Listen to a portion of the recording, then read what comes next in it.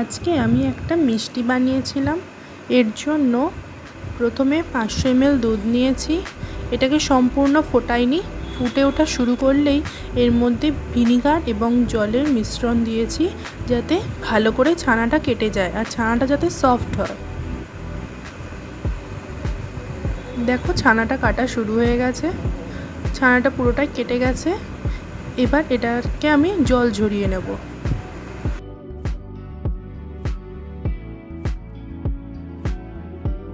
দেখো জলটা ঝরিয়ে নিয়েছি। এরপর একটা প্লেটে আমি ছানাটাকে বার করে নিয়েছি। ছানাটাকে ভেঙে নিয়েছি। এর মধ্যে 2 চামচ চিনি গুঁড়ো দিয়েছি, তার সাথে দিয়েছি 1 চামচ মতো আমুল দুধ,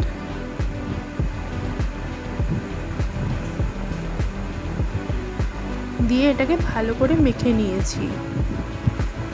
ভালো করে মাখা হয়ে গেলে আমি এর মধ্যে 1 চামচ ম্যাঙ্গো পিউরি দিয়েছি, দিয়ে আবার ভালো করে মেখে নিয়েছি।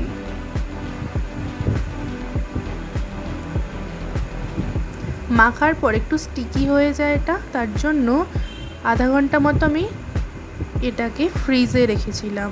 ফ্রিজ থেকে বার করার পর ছোট ছোট মিষ্টির আকারে লেচি কেটে নিয়েছি।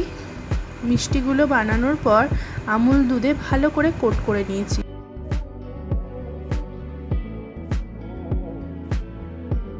আমুল দুধে কোট করার সময় মিষ্টিটা একটু বেঁকা হয়ে গেলে একটুখানি ঠিক করে নিতে হবে। মাঝখানে একটুখানি প্রেস করে তার মধ্যে ম্যাঙ্গো ক্রাশ ছিল আমার কাছে, ম্যাঙ্গো ক্রাশ অথবা ম্যাঙ্গো পিউরি দিয়ে দিলেও হবে। এটা হলো ফাইনাল লুক। দেখে জানাও তো কেমন হয়েছে।